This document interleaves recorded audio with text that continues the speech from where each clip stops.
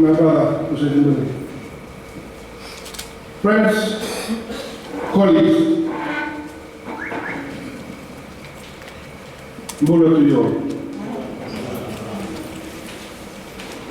In 1985, the unilateral imposition of a wage freeze on workers in Fiji by the government of the day led to the birth of an FTUC sanctioned political party. The idea then was to ensure that workers had a voice in Fiji's politics, so that governments do consult trade union organizations and trade union leaders before any drastic measures on workers' livelihood is imposed. The FTUC formed the Labour Party and left it to run on its own. But over the years, the party deviated from its primary role of a party for all people with trade union interests into what it currently portrays. Today, workers are facing a much worse situation than that faced by our forefathers. Since the coup of 2006, civil servants, government workers, workers in statutory organizations like FEA, FSC, AFL, and many others have not had a single pay rise for the past 5 or 6 years. Instead, decrees have been introduced, killing off unions in these statutory based organizations and within the civil service. Decrees have been put in place where general secretaries of unions are unable to defend members' rights in any court of law in this country. Sadly, it is also during these 6 years when Fiji's economic situation was at its lowest. Basic food prices increased. Cost of electricity increased. Cost of water increased. Almost everything in this country increased, except, of course, the workers' wages.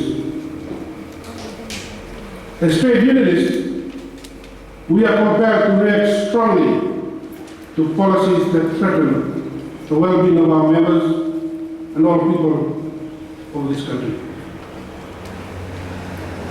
Since the military takeover, a new reign of fear has kept most of our political leaders, church leaders, and civil society from reacting against unilaterally imposed decrees that remove human rights from our very existence.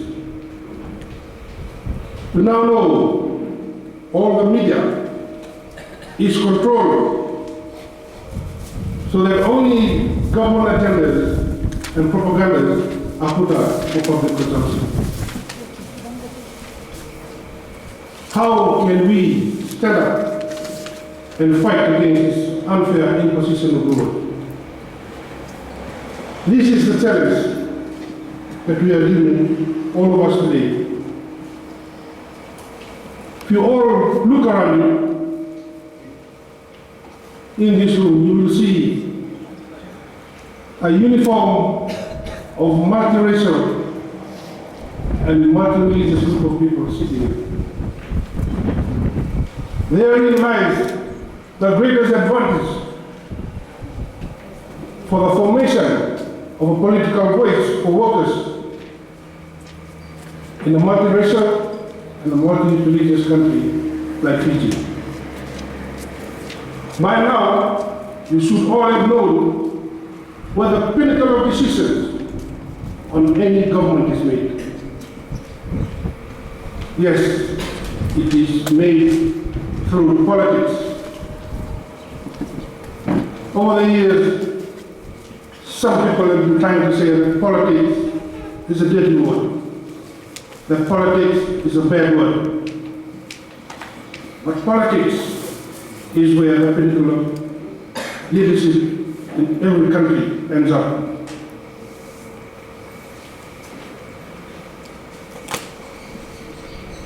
We, as workers, have the unique advantage of portraying and formulating what political parties in Fiji are striving for in today's situation. And that's multi-racialism. The decision to form a political party so we can have workers' voice and evidence of policy making in our country that are positive towards the plight of workers lies in your hands. No longer should we treat politics as a hearsay thing.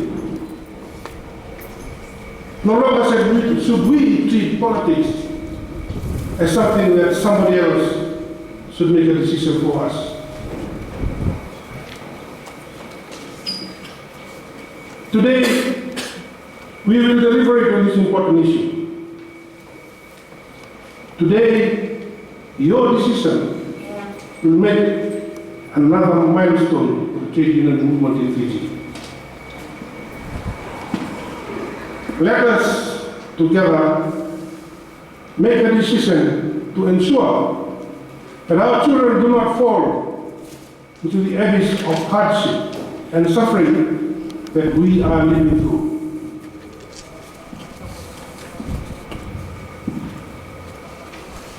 We have the ability to change the future. We'll not sit back and listen to people to tell us how to involve ourselves in politics or which political party that we should join. We have the ability to form our own so that whatever we form will almost put the interest of workers in this country foremost, so that we should no longer be allowed to be bullied by all systems of government that so far have come into our existence in this country.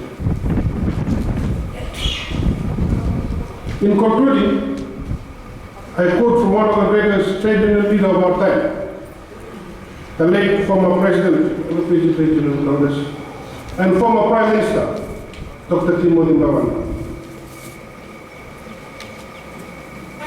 He said, our fight is political. Yes, but it is more. It is just and it is fair. Do not be afraid. Many have faced times more time than this. What are we if we cannot stand up for what is right and work for what is fair?